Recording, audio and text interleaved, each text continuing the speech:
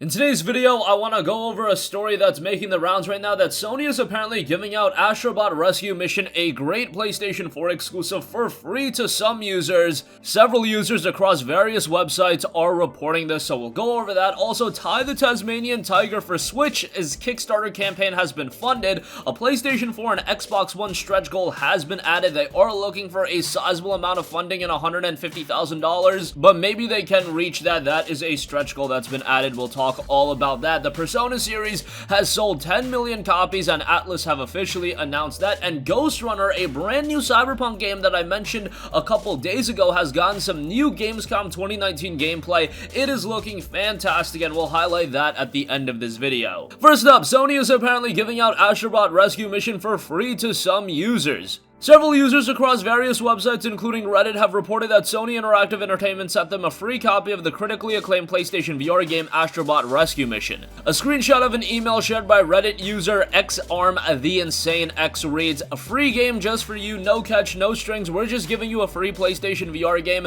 Download the award-winning Astro Rescue Mission and blast off on an epic adventure to save Captain Astro's missing crewbots. User exclusive voucher code at the PlayStation Store right now." Now, some would think that this would only be targeted to those that have a PlayStation VR headset, but that is not the case. A lot of the users that got this email don't even have a VR headset. However, it doesn't look like it's exclusive one way or the other. A few Redditors who received the email claim that they don't own PlayStation VR, which made them wonder if the scheme targets those who have yet to purchase a unit. However, another Reddit user, and 33 Baboons, said that they own a headset and received the email, so it just looks like a random game that PlayStation is deciding to give out. Astro Rescue Mission is a fantastic game. Many would consider it to be the best PlayStation VR game thus far. I don't know if I would go that far. The PlayStation VR just has a library of a lot of great games. I'm looking at Tetris Effect, Firewall Zero Hour, and a lot of other fantastic titles. Astro Rescue Mission is definitely among the top 5 or 10, but there's a lot of competition there, and I think PlayStation VR has a very compelling lineup of games. If you haven't jumped on board of VR,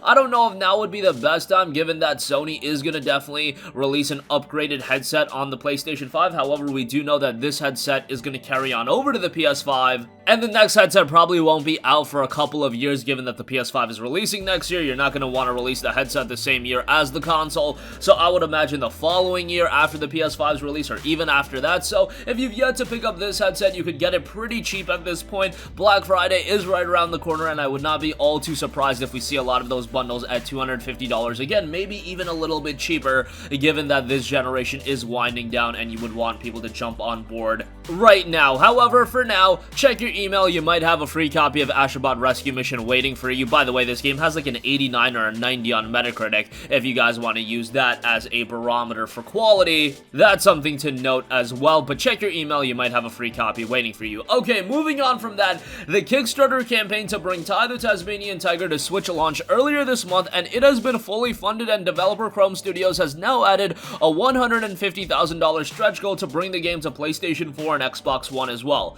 The campaign funding goal to bring the game to Switch was $50,000, so this to bring it to PlayStation 4 and Xbox One, a sizable increase from $50K. The campaign right now currently has 13 days before coming to an end, and it currently has been funded over $96,000, so they're a little bit of a ways away from that $150,000 stretch goal. Hopefully they can hit it. But Ty the Tasmanian Tiger first launched on the PlayStation 2, Xbox, and GameCube in October of 2002, and it was remastered for PC in December of 2016. I imagine the version that they want to bring over to Switch and consoles is this remastered version. The Steam version was received incredibly well, 1,685 Steam user reviews, and an overwhelmingly positive reception with 98% positive feedback. It's $15, so very accordingly priced, and it's just a game that people are going to be incredibly nostalgic with. Does it have the best visuals in the world? No, it's a game that was originally made in '02. However, the remastered version definitely looks better, and again, you're buying into this game for the nostalgia, you're buying into it for the classic platforming gameplay, and I'd love to see it on the PlayStation 4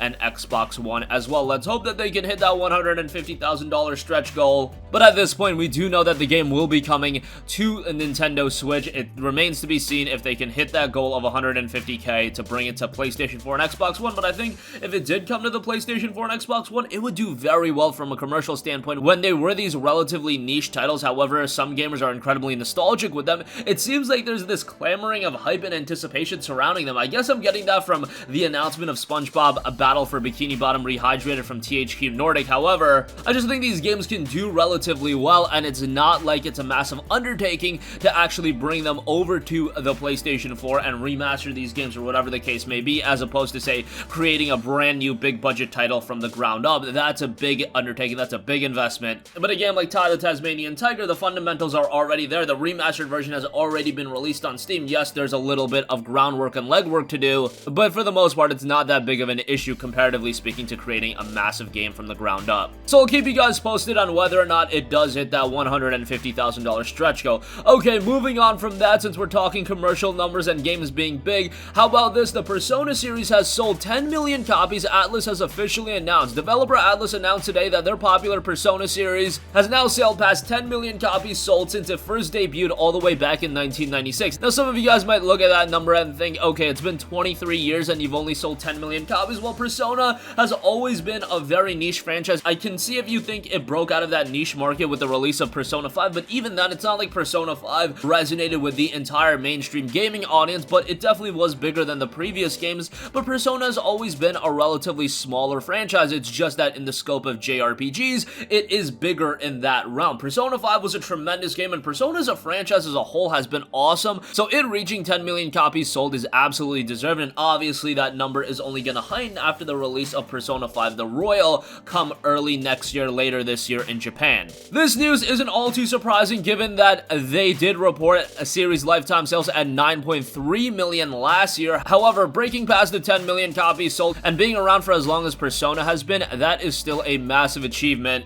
And by the way, if you are curious about Persona 5 sales numbers itself, it has sold 2.2 million units. So we'll see if Persona 5 Royal smashes 2.2 million units. Given that it is an upgraded version of Persona 5, yes, it does have a lot of content. I'm curious to see how it does sell. Are people that bought the base game gonna jump right back in because they love Persona 5 so much? Or are they gonna see this as an extended version and maybe they're gonna wait on it a little bit, or maybe they'll skip the game altogether? Whatever the case may be, Persona 5 Royal is due out early next year, and I imagine it's gonna do pretty well. And lastly, Ghostrunner is quickly becoming one of my more anticipated games of 2020. It is a cyberpunk stylish action game, and we just got 6 minutes of new gameplay footage for it. It is looking fantastic, and I think I'm gonna do a dedicated video for this game to really get the word out about it. However, the 6 minutes of gameplay that we've seen out of Ghostrunner really reminds me of a game like Shadow Warrior with a lot more parkour elements. Think something like Shadow Warrior maybe combined with Mirror's Edge, yeah, and that sounds pretty freaking awesome. A lot of cool parkour elements, a lot of stylish gameplay, a lot of action, and based on the story and the premise that we've been told, it looks like there is a focus on the narrative in this game as well. So I am very excited for this, and I think there is a lot of potential with Ghostrunner. If you're unaware of the game, it notes, dive into an intense cyberpunk world and experience fierce dynamic combat, climb a great tower city, humanity's last remaining shelter, slay your enemies as your blade slices through trouble while delivering bone-crushing one-hit kills. Bullet time mechanics give you an edge in fast combat, fight both in the physical world and in cyberspace as you run across walls and slow down time. As you advance up the tower, secrets are revealed when you realize that you're being hunted for the tech under your skin. The clock starts ticking on a race to uncover the mystery behind the structure. Solve the riddle or be killed. There is no other option. Again, incredible presentation out of this game. A lot of fast-paced gameplay as well. You also see some sort of grappling device being used to traverse the environment as well. It is just shaping up really nice, and I think as more and more people see this game, they're going to be more and more captivated by it. I see come 2020 that it's going to do rather well, and also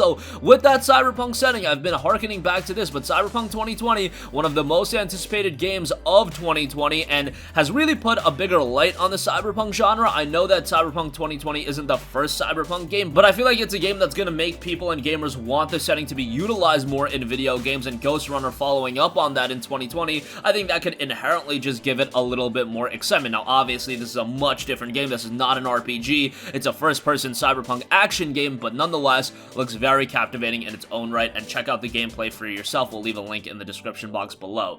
And that's gonna conclude this video. Again, Sony is apparently sending out free copies of Astro Bot Rescue Mission to select PlayStation 4 users. Ty the Tasmanian Tiger has added a PS4 and Xbox One stretch goal, so that's pretty cool. The Persona series has sold over 10 million copies, and Ghostrunner has gotten some new Gamescom 2019 gameplay. That's gonna conclude this video. Sound off with all of your thoughts in the comment section down below. Thank you for watching, and goodbye. Hey guys, we hope you enjoyed the video, and if you did, make sure to hit the subscribe button, and if you're already subscribed, do us a favor and hit the bell icon. This way you'll be notified whenever we post a new video. That's the best way to keep up with all of our uploads, and we usually try to upload 2 videos a day. And with the bell icon hit, you'll be notified whenever we do upload a video. As always, thanks for watching.